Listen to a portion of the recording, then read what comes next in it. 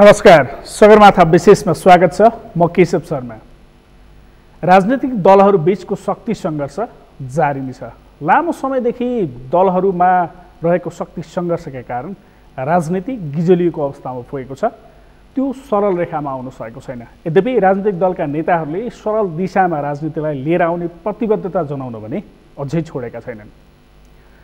नयाँ सरकार बनाउने वा वर्तमान सरकारलाई नै निरन्तरता दिने भन्ने सन्दर्भमा राजनीतिक दलका नेताहरू विभाजित बनेका छन् र पार्टीभित्र समेत केही पार्टीहरूमा द्विधार समेत देखिएको छ। वर्तमान सरकारमा सहभागी हुने वा चाहिँ नयाँ सरकार गठन गर्ने भन्ने सन्दर्भमा। त्यस्तै तत्कालीन नेकपामा देखिएको विवाद अहिले नेकपा एमालेमा सरेको छ। एमालेमा सरेको मात्र छैन, एमाले फुटको सङ्घारमा छ भन्ने विश्लेषण समेत गरिँदै आएको छ। यद्यपि नेताहरूले त्यसलाई स्वीकार्न भने तयार देखिँदैनन्। गिजोलीको राजनीतिले सङ्कट निम्ताएको छ र सङ्कट आउन सक्छ भन्ने देखाए पनि त्यसलाई सरल रेखामा हिँडाउने राजनीतिक दलहरूको प्रतिबद्धता भने लामो समयदेखि जारी छ। यो के कारणले भयो, यसका कारकहरू के हुन् र समाधानका उपायहरू के हुन् भन्ने विषयमा आज हामी कुराकानी गर्नेछौँ। हामीसँग कुराकानीका लागि नेकपा एमालेका नेता, जिल्ला समन्वय समिति झापाका प्रमुख सोमनाथ पोर्तेल हामीसँग स्टुडियोमा हुनुहुन्छ। स्वागत छ कार्यक्रममा। धन्यवाद केशवजी। लामै भयो नि है यो राजनीति गिजुलिएको सरल रेखामा आउन सकेन। निकै लामो समयदेखि राजनीति गिजुलिएको छ। अब नेताहरू नेतृत्वले यसलाई ल्याउन त कोसिस गरिराख्नु भएको छ। सकेसम्म सबै खाले व्यवधानहरूलाई हटाएर राजनीतिकको जुन खालको सङ्कट छ, जुन खालको एक खालको चाहिँ सङ्क्रमणकाल छ, यसलाई अन्त्य गर्नका लागि कोसिस भएको छ। हामीले के आशा गरेका थियौँ भने खास गरी ६२-६३ को जनआन्दोलनपछि संविधान सभा निर्वाचन भएपछि राजनीतिक सङ्क्रमणकाल मुक्त हुन्छ भनियो, संविधान सभा बन्यो, संविधान जारी भएपछि अन्त्य हुन्छ भनियो, संविधान पनि जारी भयो। त्यसपछि संविधान जारी भइसकेपछि त्यो संविधान अन्तर्गत नयाँ संरचना आएपछि, नयाँ सरकार आएपछि सङ्क्रमणकाल अन्त्य हुन्छ भन्यो। फेरि पनि हामी व्यवस्थापकीय सङ्क्रमणमा रह्यौँ र यो व्यवस्थापकीय सङ्क्रमण अन्त्य गर्दा नगर्दै फेरि राजनीतिमा नयाँ खालका विवादहरू सिर्जना भए, जसका कारणले एउटा राजनीतिक सङ्क्रमणको एउटा ठुलो फड्को मार्न पर्ने जुन खालको फड्को मार्ने काम हामीले गर्न सकिरहेका छौँ, एक ढङ्गले भन्दा सरल रेखामा राजनीतिलाई हामीले हिँडाउन सकिरहेका छैनौँ। अझ बढी चाहिँ प्रधानमन्त्री केपी शर्मा ओलीले संसद विघटन गर्ने जुन कदम चाल्नुभयो, त्यसपछि पुनर्स्थापित भएपछि सरल रेखामा आउँछ भनियो, तर त्यही विघटन गर्ने कदमले अझ बढी गिजुलियो कि भन्नेहरू छन्। यसमा विघटन गर्न नै त्यो चाहिँ सरल रेखामा हिँड्न नदिने परिस्थिति भइसकेपछि विघटन गरिएको हो। विघटन गर्नुपर्ने परिस्थिति निर्माण नै राजनीतिक गिजोलिएको कारणले धेरै परिस्थितिले भयो अथवा चाहिँ त्यो विघटनले अझ बढी गिजोलियो। त्यो परिस्थिति त्यो खालको परिस्थिति थियो जसका कारणले संसद विघटन भयो। यथावत परिस्थिति जस्तो परिस्थिति छ, परिस्थिति यथावत रहेको अवस्थामा संसद पुनर्स्थापना भयो, जसका कारणले त्यो समस्या जिउका त्यौँ रह्यो। त्यसकारण संसद विघटन भएको कुरालाई यदि वैधता दिएर आज निर्वाचनको नयाँ प्रक्रियामा गएको भए परिस्थिति नयाँ ठाउँमा पुग्थ्यो, राजनीति नयाँ ढङ्गले अगाडि बढ्थ्यो। तर जे खालका समस्याहरू थिए ती समस्याहरू थाँतिने राखेर, संसदमा थाँतिने राखेर त्यही संसद बिउताइदिँदा आज राजनीतिले निकास दिन सकेको छैन, राजनीति नयाँ ढङ्गले अगाडि बढ्न सकेका छैन। अझ मान्छेहरू त के भन्छन् भने प्रधानमन्त्रीले विधि र पद्धति लत्याएर जसरी अगाडि बढ्नु हो त्यसले बढी गिजुलियो भन्छन् त।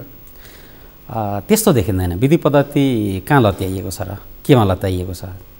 विधि पद्धति लत्याएको त हामी देख्दैनौँ। सर्वोच्चले उहाँको जुन कदम थियो संसद विघटन गर्ने, त्यसलाई पुनर्स्थापित गरिदिइसकेपछि त उहाँको कदम गलत थियो भन्ने त पुष्टि गर्यो नि होइन। कतिपय निर्णयहरू, राजनीतिक निर्णयहरू, कतिपय निर्णयहरूका सन्दर्भमा अदालतले आफ्नो ढङ्गले अदालतले फैसला गर्छ। अदालतले गर्ने फैसला आफ्नो ठाउँमा छ। अदालतले गरेका फैसलाहरू सबै फैसलाहरूलाई हामीले सम्मान गर्नुपर्छ। अदालतले गरेका फैसला सबै फैसला ठिक फैसला नै नहुन पनि सक्छन्। समयक्रममा ती कुराहरू पुष्टि हुँदै जान्छन्। त्यसमा अदालतले तत्कालीन परिस्थितिका सन्दर्भमा एउटा फैसला गर्ला, त्यसलाई हामीले तत्काल अदालतको सम्मान गर्ने हाम्रो जुन चाहिँ मान्यता छ, त्यो मान्यताका आधारमा त्यो अदालतको फैसलालाई हामी मान्छौँ, त्यसलाई सम्मान गर्छौँ। तर अदालतले गरेका सबै फैसला सही नै ठिक हुन्छन् भन्ने छैन। त्यसमा त्यो समयक्रममा त्यो फैसला गलत रहेछ भन्ने कुरा ठाउँमा पुग्न पनि सक्ने परिस्थिति बन्छ। तपाईँलाई मैले एउटा कुरा भनौँ, 2051 सालको भदौ 12 गते जुन सर्वोच्च अदालतले तत्कालीन मनमोहन अधिकारीले विघटन गरेको संसदलाई बिउताइदिने जुन निर्णय गर्यो, त्यो निर्णयले नेपालको राजनीतिलाई कहाँ पुर्यायो? अन्ततगत हामी पछि के ठाउँमा आइपुग्यौँ भन्दा त्यो बेलाको फैसलाका कारण नेपालको राजनीति चाहिँ एउटा भयावह स्थितिमा पुग्यो र हामी सांसद खरिद बिक्री गर्ने ठाउँमा पुग्यौँ। संसदीय व्यवस्थालाई हामीले सम्पूर्ण रूपमा चाहिँ तपाईँ बदनामित गरायौँ, संसदीय व्यवस्था बदनामित हुँदै हुँदै गएर अन्तत तपाईँको चाहिँ संसदीय व्यवस्था नै कोल्याप्स हुने, प्रजातन्त्र नै कोल्याप्स भएर 62-63 को आन्दोलनपछि फेरि हामीले पुनर्स्थापित गर्न पर्यो लोकतन्त्रलाई भनेपछि त्यो ठाउँबाट सुरुवात भयो। त्यसकारण कुनै बेला अदालतले गरेको एउटा फैसलाका कारणले मुलुक लोकतन्त्र मुलुकको चाहिँ भाग्य भविष्यमा नै असर गर्न सक्छ। त्यसकारण आज अदालतले फैसला गरेको फैसला गर्नु ठिक छ, त्यसलाई हामीले सम्मान गर्छौँ, तर अदालतले गरेको फैसलाले दिने परिणाम के हुन्छ त्यो परिणामलाई त अदालतले हेरेको हुँदैन। त्यो परिणाम नहेरिकन अदालतले संविधान हेर्ने, कानुन हेर्ने भनेको पुनर्स्थापनाको फैसलाले चाहिँ झन् गिजुलियो भन्ने हो यहाँको भनाइ। तपाईँलाई मैले भनौँ फागुन 11 गते संसद स्थापना भयो, नेताहरूले भन्नुभएको थियो संसद स्थापना भएपछि सबै समस्याको समाधान हुन्छ। खोइ त आज तपाईँ र म आज कुरा गर्दै गर्दा चैत्रको मसान्तको दिन यो 77 सालको चाहिँ अन्तिम दिन कुरा गर्दैछौँ। संसद पुनर्स्थापना भएको 1 महिना 20-22 दिन भइसक्यो, आजसम्म खोइ त त्यो ट्र्याकभन्दा बाहिर त जान सकेको छैन। संसदले तपाईँको निकास दिन सकेको छैन भनेपछि जुन कम्पोजिसनमा संसद थियो त्यो संसदले मुलुकको सही दिशा दिन सक्दैन, मुलुकको राजनीतिलाई निकास दिन सक्दैन। त्यसकारण यो संसदको जुन बनावट छ यो बनावटलाई अब फेर्न पर्छ, नफेरिकन अगाडि बढ्न सकिन्न भन्ने हिसाबले प्रधानमन्त्रीले संसद विघटन गर्नुभयो। त्यसलाई अदालतले अब उल्टाइदियो, तर संसद पुनर्स्थापना भयो, तर जुन ढङ्गको राजनीतिक चाहिँ समस्याहरू थिए ती समस्याहरू समाधान गर्ने दिशामा अगाडि बढिरहेको छैन। त्यसो भए यसका कारण र कारकहरू चाहिँ के हुन् त्यसमा? मूलत नेपालको राजनीतिमा एउटा प्राधिकार ठान्ने प्रवृत्ति छ, आफूलाई प्राधिकार ठान्ने प्रवृत्ति छ, अरूलाई खास नेता नमान्ने प्रवृत्ति छ, अरू ठिनैमिनै हुन् या अरू खास मान्छे होइनन् भन्ने एउटा प्रवृत्ति छ। आफूभन्दा हिजो आफ्नो नेतृत्वमा बसेको कोही मान्छे नेतृत्वमा आयो भने त्यसलाई नेतृत्व नस्वीकार्ने प्रवृत्ति छ। मूलत त्यो कारणले गर्दा आजको राजनीतिक समस्या हो। तपाईँलाई मैले भनौँ नेकपा एमालेको आजका जीवित नेताहरूमध्ये 2 जना नेता जसले दुईटाले गएर पालो पालो गरेर 30 वर्ष मोटामोटी एमालेको नेतृत्व गर्नुभयो। कमरेड झलनाथ खनालले 13-14 वर्ष नेतृत्व गर्नुभयो दुईपटक गरेर, माधव नेपालले लगातार तपाईँको 16 वर्ष जति नेतृत्व गर्नुभयो, मोटामोटी 30 वर्ष उहाँहरूले नेतृत्व गर्नुभयो। अब उहाँहरूको नेतृत्व गरेको बेलामा प्राविधिक हिसाबले उहाँहरूले पार्टीको नेतृत्व गरेको बेलामा केपी ओली त्यही कमिटीको केन्द्रीय सदस्य हुँदै, पोलिट ब्युरो हुँदै, थाई कमिटी हुँदै उहाँ रहनुभयो। राजनीतिक हिसाबले, आन्दोलनका हिसाबले, सुरुवात गर्ने हिसाबले, यो पार्टीको जग बसाल्ने हिसाबले केपी ओली संस्थापक हो, तर उहाँ 14 वर्ष जेल बस्नु। जेल बसेका कारणले गर्दा उहाँ पार्टी निर्माणका बेलामा उहाँ बाहिर हुनुहुन्न थियो, त्यसकारण उहाँ कमिटीमा पर्नु भने पछि कमिटीमा पर्नुभयो। अनि उहाँहरू जेल बाहिर हुनुहुन्थ्यो, त्यसकारण उहाँहरू पार्टीको नेता हुनुभयो, महासचिव बन्नुभयो होइन, पार्टीको चाहिँ थाई कमिटी बन्नुभयो, पोलिट ब्युरो बन्नुभयो। अब हाम्रो कमिटीमा हामीले पछि ल्याएको भन्ने हिसाबले उहाँहरूले केपी ओलीलाई नेता मान्ने परिस्थिति बनेन। भनेको अहिलेको जे अवस्था आएको छ यसमा चाहिँ माधव नेपाल अथवा झलनाथ खनालहरू बढी जिम्मेवार हुनुहुन्छ भन्न खोज्नु भयो। यो मूलत यही नै हो होइन, आफूलाई प्राधिकार ठान्ने, एमालेको चाहिँ प्याटर्न राइट हामीसँग छ भन्ने, एमाले हामीले मैले बनाएको भन्ने, हामीले होइन मैले बनाएको भन्ने। त्यो त कमरेड माधव नेपालको हामीले सुनेका छौँ नि, धेरै पटक भाषणहरू सुनेका छौँ। यो एमाले मैले बनाएको र म प्राधिकार हुँ भन्ने ठान्ने, र मदेखि बाहेक अरू कोही पनि एमाले होइन भन्ने ठान्ने, जसका कारणले गर्दा अर्को कोही मान्छे नेतृत्व नस्वीकार्ने। जे विधि जस्तो विधि पद्धतिको कुरा भइरहेको छ, विधि पद्धति उहाँहरू कुरा गरिराख्नु भएको छ, विधिको कुरा गर्नुहुन्छ, पद्धतिको कुरा गर्नुहुन्छ। त्यही विधिबाट 9औं अधिवेशनबाट तपाईँको चाहिँ केपी ओली प्रधानमन्त्री के अरे पार्टी अध्यक्ष निर्वाचित हुनुभयो, माधव नेपालले हार्नुभयो। 5 वर्षका लागि माधव नेपाल कमरेडलाई तपाईँ पार्टीमा नेताको रूपमा रहनुहोस्, नेतृत्व केपी ओलीले गर्नुहुन्छ, कार्यकर्ताले भने हो नि त। 5 वर्ष त उहाँले पर्खिनु पऱ्यो, अर्को अधिवेशनसम्म पर्खिनु पऱ्यो, मलाई बिचैमा अध्यक्ष चाहियो। किन भन्दा तपाईँको चाहिँ केपी ओली होइन पार्टी त म हो भन्ने उहाँमा घमण्ड हो, जसका कारणले गर्दा तपाईँको चाहिँ एमालेमा त्यो चाहिँ बिग्र आउने स्थिति भयो। जब एमाले मात्रै थियो त्यो बेला त्यो प्रवृत्ति सुसुप्त थियो, एमालेमा त्यो सुसुप्त थियो, किनभने कार्यकर्ताले केपी ओलीलाई मात्रै अध्यक्ष जिताएका थिएनन्, केपी ओलीलाई सहयोग गर्ने टिम पनि सँगसँगै जिताएर गएका थिए। तर जब हामीले नेकपा एमाले र माओवादी केन्द्रका बिचमा एकता गऱ्यौँ, एकता गरिसकेपछि केपी ओली या पार्टीलाई कमजोर बनाउनका लागि एमालेको जुन एउटा बल थियो, एमालेको जुन सङ्गठन थियो, एमालेको जुन देशव्यापी जनमत थियो, त्यो जनमतलाई कमजोर पार्नका लागि, त्यो जनमतलाई कमजोर बनाउने र त्यसलाई ध्वस्त पार्दै आफू स्थापित हुन के प्रचण्ड खोजिराख्नु भएको थियो बाहिरबाट। जब एकता भयो, भनेको चाहिँ जलनाथ र माधव नेपालले जसरी चाहिँ केपीको विरोध गरिरहनु भएको थियो त्यसमा मलजल गर्ने काम चाहिँ प्रचण्डले गर्नुभयो। त्यो त प्रवृत्ति सबै घटनाहरू देखिँदैन र। एमालेलाई तपाईँको सकेसम्म के गरेर हुन्छ तछार्ने, कमजोर बनाउने सक्ने कमरेड के प्रचण्ड लाग्नु नै भएको थियो। विभिन्न हिसाबले हामीले देखिराखेकै छौँ। उहाँ त्यो काममा लागिराख्नु भएको थियो, बाहिर बसेर कोसिस गर्नुभयो। पछि हामीले पार्टीका नेताहरूले र हामी देशव्यापी रूपमा जनताले पनि कार्यकर्ताले पनि वामपन्थीहरूको जनमत यस्तो धेरै छ। तपाईँले आजसम्मको निर्वाचनमा हेर्नुभयो भने प्रायःजसो सबै निर्वाचनमा कम्युनिस्ट पार्टीहरूको विभाजनका कारणले, कम्युनिस्ट पार्टीहरूले अलग अलग चुनाव चिन्हमा चुनाव लडेको कारणले, अलग अलग चुनाव लडेका कारणले हामीले धेरै ठाउँ कम्युनिस्ट पार्टीहरूले हारेका छौँ। दुईवटा कम्युनिस्ट पार्टीको मत जोड्ने हो भने त्यहाँ जित्ने, तर तपाईँको चाहिँ अर्को पार्टीले जितिराखेको स्थिति छ।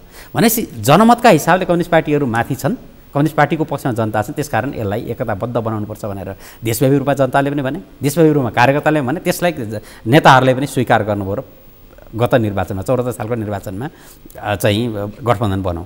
तर गठबन्धन बन्नेको केही समयपछिदेखि नै, गठबन्धन बनेर चुनाव सकिँदा नसकिँदादेखि नै तपाईँको चाहिँ प्रचण्ड कमरेडको चाहिँ गतिविधिहरू त हामीले हेऱ्यौँ।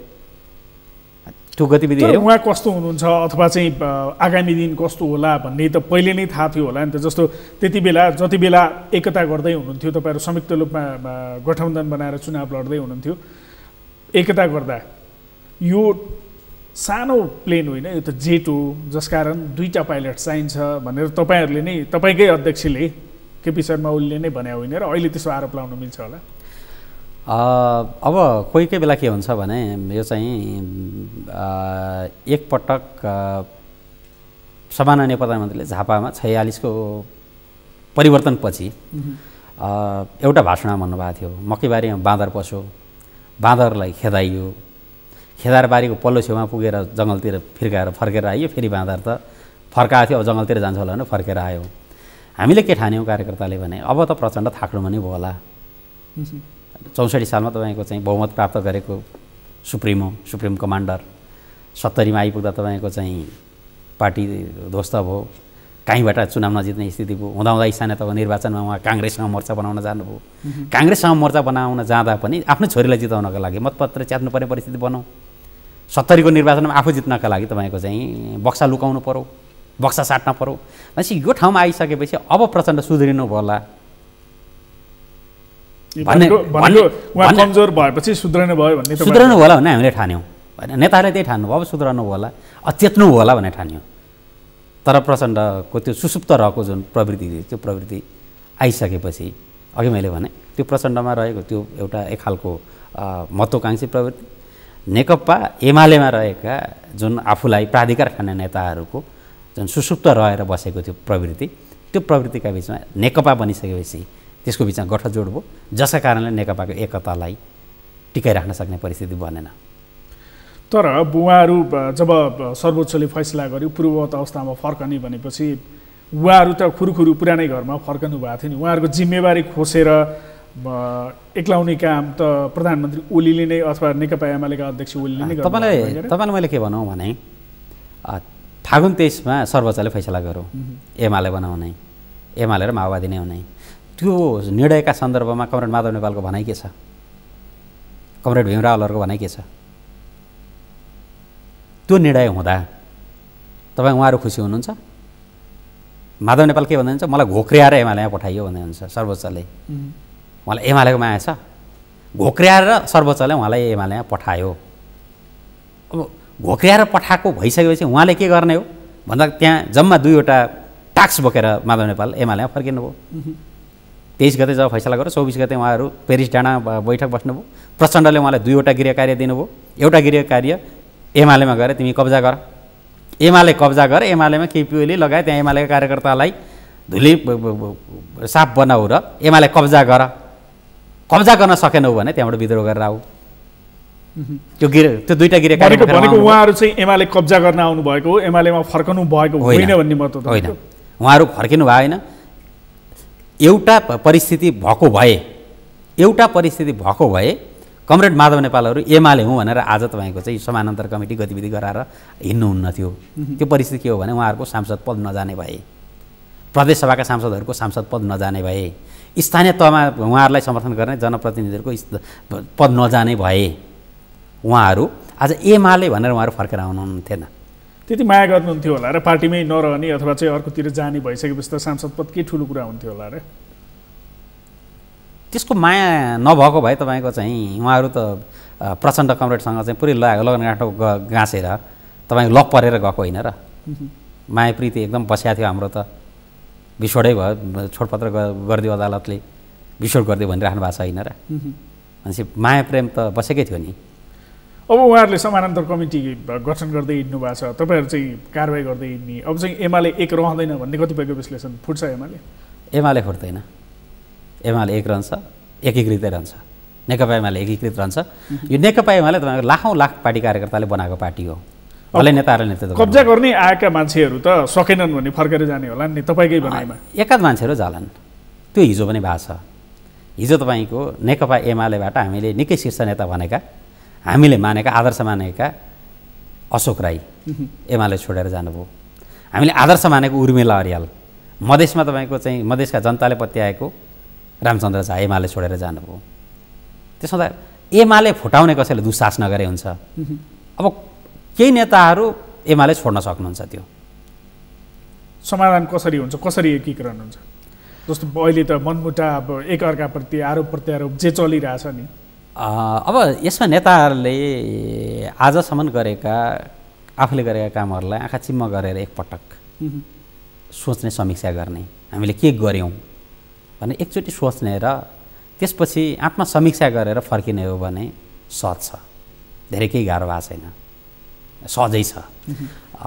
कार्यकर्ताका बिचमा ल हिजो गरियो, यो भयो, त्यस कारण यसलाई एउटा आत्मसमीक्षा गर्ने र अब पार्टीलाई एकताबद्ध बनाएर लिएर जाउँ, ठिकै छ। तपाईँको चाहिँ त्यो ठाउँमा पुग्ने हो भने केपी ओलीको तर्फबाट, आजको पार्टी अध्यक्ष प्रधानमन्त्रीका तर्फबाट पनि भयो होला कमजोरीहरू। त्यसो त मैले यो कमजोरी गरेँ कमरेड, त्यसो तपाईँको तर्फबाट ल के कमजोरी गरौँ, आत्मआलोचना गरौँ भनेर बस्ने हो भने त समाधान भइहाल्छ नि। तपाईँ त प्रधानमन्त्री केपी ओलीको पार्टीको मान्छे पनि, त्यही ठाउँको मान्छे पनि, स्थानीय तहसम्म पुग्दा चाहिँ कस्तो देखिएको छ यो प्रभाव चाहिँ? यसको पार्टीमा अहिले देखिएको जे विवाद देखिन्छ, हेर्दा तपाईँहरू सञ्चारकर्मी साथीहरूले हेर्दा र अरूले बाहिरबाट हेर्दा एमालेको विवाद चाहिँ एकदम ठुलो देख्नुहुन्छ। हाम्रो पार्टीका 3 जना पार्टी अध्यक्षहरू, वामदेव कौड समेत गर्दा 4 जना भनौँ, उहाँ पनि पार्टी प्रमुखै हो एउटा बेलाको। 4 जना मध्ये आज केपी ओली एक्लै हुनुहुन्छ पार्टी प्रमुखको हिसाबले। 2 जना नेताहरू त बुर्गिसी नै मारिसक्नु भएको छ। वामदेव कौड पछिल्लो कालमा सुसुप्त बस्नु भएको छ। यो हिसाबले हेर्दा तपाईँले केन्द्रमा हेर्नुभयो भने हामीले भनेका ठुला नेता जति माधव नेपाल कौडको अघि पछि लागेर कुदिराख्नु भएको छ। यसो हुँदा एमाले चाहिँ, खास एमाले चाहिँ यही रहेछ भन्ने लाग्छ केन्द्रमा हेर्दा। तपाईँ प्रदेशमा पुग्नुभयो भने प्रदेशतिर पुग्दा तपाईँको त्यो चाहिँ आधा उधा गर्छ। जिल्लामा पुग्दा त्यो तपाईँको 10-15% जान्छ, गाउँमा पुग्दा 0।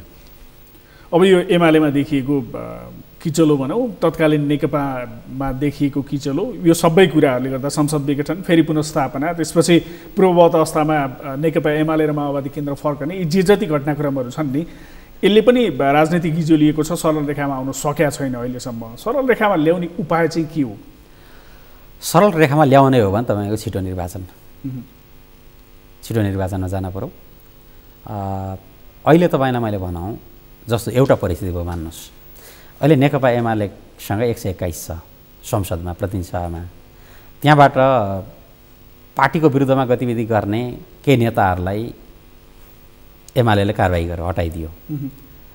कुनै एउटा पार्टीले नेकपा एमालेको अहिलेको सरकारलाई समर्थन गरिदियो, कुनै एउटा पार्टीले समर्थन गरिदियो भने तपाईँको चाहिँ त्यति गर्दा पनि कोही बेला बहुमत नपुग्ने स्थिति हुन्छ नि। विपक्षमा पनि बहुमत नपुग्ने, सरकारको पनि बहुमत नपुग्ने।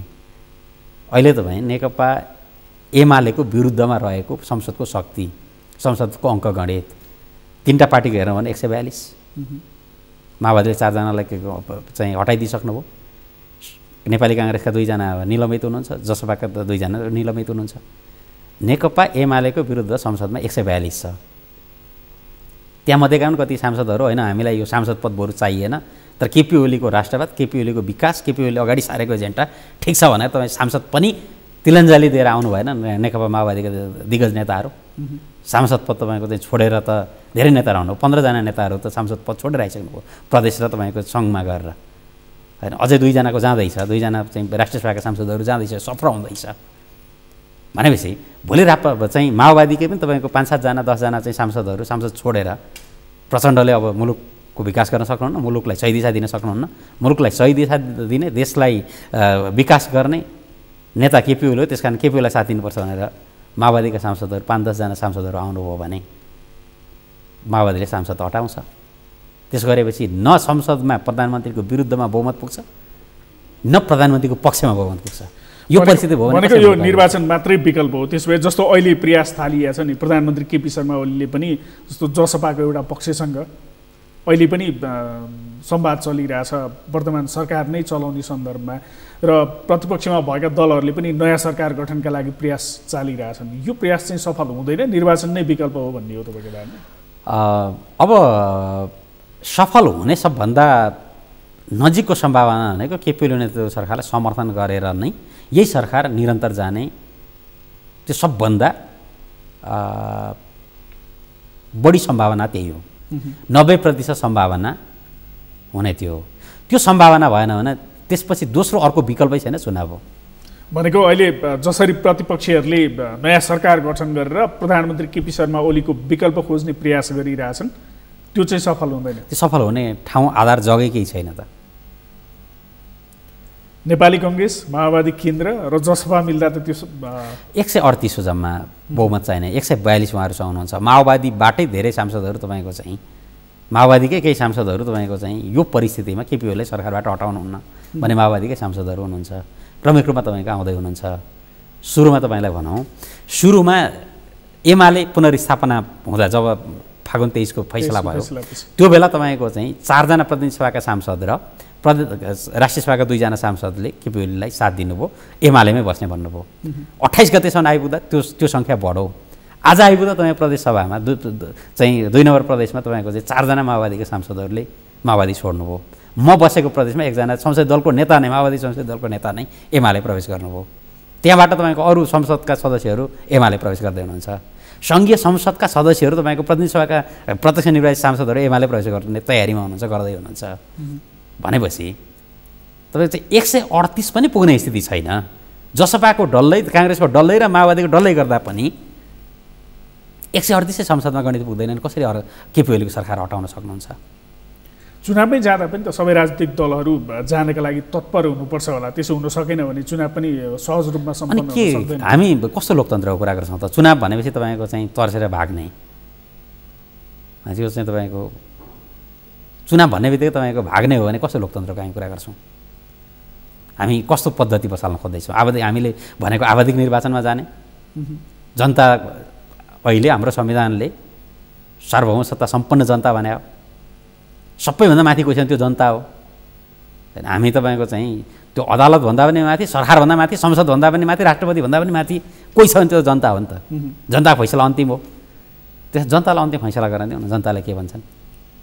केपी ओलीले बेठी गरेर जनताले कारवाही गर्छन्, नेकपा एमाले बेठी काम गरेर जनताले कारवाही गर्छन्। जनमत भनेको चुनावबाटै आम मानिसहरूले कसलाई जिताएर पठाउँछन्, कसलाई हराएर पठाउँछन्, उनीहरूले नै फैसला गर्छन् भन्ने हो। सर्वोच्च त जनता हो नि त। तर कतिपयले के भन्छन् भने जस्तो संसद पुनर्स्थापित भइसकेपछि प्रधानमन्त्रीले जुन आफ्नो एजेन्डा उहाँले विघटन गर्नुभएको थियो, पुनर्स्थापित गरिसकेपछि उहाँले नैतिकता देखाउनु पर्थ्यो। नैतिकता देखाएर राजीनामा दिएको भए अहिले राजनीति सरल रेखामा हिँडिरहेको हुन्थ्यो। उहाँले नैतिकता नदेखाउँदा नै अहिलेको सङ्कट देखा पर्यो भन्नेहरू पनि छन् कतिपय। त ल प्रधानमन्त्रीले राजीनामा दिनुभयो, 138 गणित पुग्छ त? त्यसो गर्दा त पुर्याउन बाध्य हुन्थ्यो राजनीतिक दलहरू पनि कम्तीमा। आज जब तपाईँको चाहिँ प्रधानमन्त्रीलाई हटाउनका लागि त हामीले सुनेका छौँ नि भाषण, संसद पुनर्स्थापना होस् मात्रै गलत्याएर केपी ओलीलाई निकाल्छौँ, पछार्छौँ, घोक्र्याएर निकाल्छौँ। 2 महिना पुग्न लाग्यो, प्रधानमन्त्रीलाई दिएको समर्थन फिर्ता लिन सक्नेछौँ भने हिम्मत छैन। भनेको सामर्थ्य देखिएन। भनेपछि आज केपी ओलीले राजीनामा दिने हो भने अर्को संसदले अर्को प्रधानमन्त्री बनाउन सक्दैन। बनाउन सक्ने भए त अविश्वास प्रस्ताव आउँथ्यो होला नि त। बनाउन सक्ने भए त अविश्वास प्रस्ताव आउँथ्यो होला, बनाउन सक्ने स्थिति छैन। अनि अर्को संसदले अर्को प्रधानमन्त्री जन्माउनै सक्दैन, त्यो परिस्थितिमा तपाईँको बहुमत प्राप्त चाहिँ संसदको ले बहुमत विश्वास गरेको प्रधानमन्त्रीले किन राजीनामा दिने? तपाईँ हामीलाई एउटा परिस्थिति छ, तपाईँ हामीसँग एउटा अनुभव छ। 2067 सालमा तत्कालीन प्रधानमन्त्री माधव नेपालले राजीनामा दिनुभयो साउनमा। 17 पटकसम्म हामीले चुनाव गऱ्यौँ। माघसम्म तपाईँको चाहिँ कामचलाउ प्रधानमन्त्रीले सरकार देश चलाउनु पर्यो। कामचलाउ सरकार माघसम्म बस्यो, 6-8 महिना। मुलुक के भयो होला? त्यही परिस्थितिमा हामी लान खोज्दैछौँ अहिले फेरि। कामचलाउ सरकार रहेको देश कस्तो बन्छ हामीलाई थाहा छ। अराजकता बढ्छ, बेथिदी बढ्छ। त्यसकारण तपाईँको चाहिँ त्यो बुझेर नै प्रधानमन्त्रीले राजीनामा नदिए, किनभने संसदले अर्को सरकार दिनै सक्दैन, संसदमा अर्को वैकल्पिक सरकार दिन सक्ने सामर्थ्य नै छैन। नयाँ संसदले पनि त कसरी दिला र निर्वाचनमै जाँदा पनि अहिले जसरी पहिले तपाईँहरूकै गठबन्धन बनेर लड्नु भएको थियो, अहिले 2 भागमा बाँडिनु भयो, त्यसमै पनि नेकपा एमाले भित्रै 2 धार छ। त्यसमाथि निर्वाचन भइसकेपछि नयाँ संस्था स्थापना भइसकेपछि नयाँ जगमा नयाँ आधारमा तपाईँको चाहिँ एकता गर्न सकिन्छ। ती आउनेहरू पनि त एउटा दलले बहुमत ल्याएर आउला भन्न सक्ने अवस्था त छैन अहिलेको सन्दर्भ हेर्दा। हामी जनताका बिचमा जान्छौँ नि त, हामीले त चाहिँ काम गऱ्यौँ, हिजो गठबन्धन बनाएर आयौँ, यो फटाइ गरे, त्यसकारण चाहिँ गठबन्धनको बहुमत हुँदाहुँदै पनि बिचमा चुनावमा आउनु पर्यो, त्यसकारण हामीले एकल बहुमत दिनुहोस् हामी माग्छौँ। जनताको बिचमा जान्छौँ, जनताले त नजिकबाट हेरिरहेको छ, जनता सचेत छ, जनताले बहुमत दिन सक्छ। तर प्रधानमन्त्रीले अहिले जसरी संसद पुनस्थापना भइसकेपछि संसदलाई प्रभावकारी नबनाउने, बिजनेस पनि नदिने, अनि आफ्नो जे जति औचित्य विघटन गर्दा जे जति बताउनु भएको थियो नि ती औचित्यहरू पुष्टि गर्नका लागि संसदलाई प्रभावकारी नबनाउने, उसलाई बिजनेस नदिने लगायतका कामहरू गर्नुभयो, जसकारण आम मान्छेलाई पनि त्यो खालको भ्रम पैदा भएको छ भन्छन्। यो भ्रम आम मान्छेलाई पैदा भएको छैन। कतिपय सञ्चारकर्मी साथीहरूले, कतिपय सञ्चार माध्यमहरूले भ्रम सिर्जना गरिरहेको मैले बुझ्छु। संसदमा अहिले पनि 3 दर्जनभन्दा बढी चाहिँ दस्तावेजहरू, 3 दर्जनभन्दा बढी प्रस्तावहरू अलपत्र छन्। त्यहाँ तपाईँको चाहिँ विधेयकहरू छन्, प्रस्तावहरू छन्, होइन। पटक पटक चर्चा छ, बहुचर्चित तपाईँ MCC को प्रस्ताव तपाईँको चाहिँ टेबल भएको छ। संसदले फेल गर्ने भए फेल गर्दै भयो, छलफल चलायो भयो नि त। MCC को कुन प्रस्ताव ठिक, कुन प्रस्ताव बेठिक, ठिक हो कि बेठिक हो, संसदमा छलफल गराएर फेल गर्ने हो भने फेल गरायो भयो नि त। पास गरायो भने पास गराउनु, फेल गराउनु फेल गराउनु, त्यो बिजनेस होइन। तपाईँलाई अर्को भनौँ, जब संसद गलत ढङ्गले चल्छ, हाम्रो संवैधानिक व्यवस्था अनुसार संसदको पहिलो बैठक, संसद नबसेको बेलामा सरकारले अध्यादेश ल्याउँछ।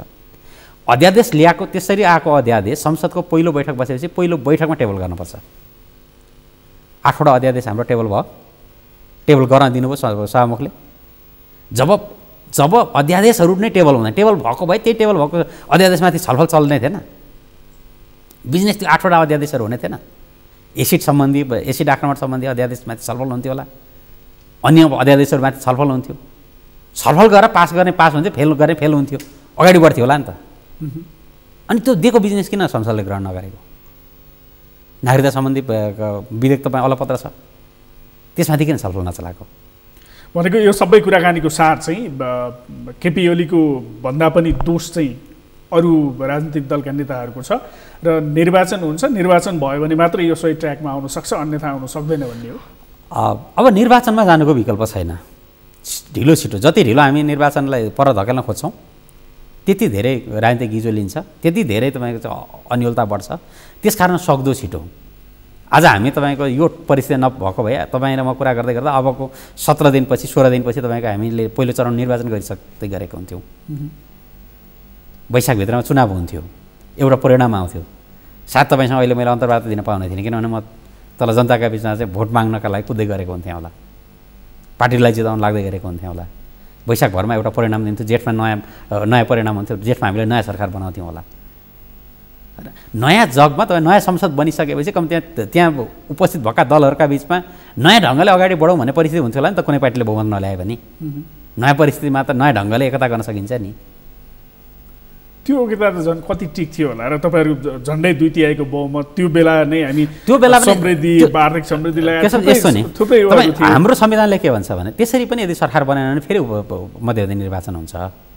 जनताले यदि तपाईँको चाहिँ जनताले एउटा दललाई स्पष्ट बहुमत दिएनन्, मिलेर सरकार चलाउन सक्ने परिस्थिति बनेन भने फेरि निर्वाचन हुन्छ।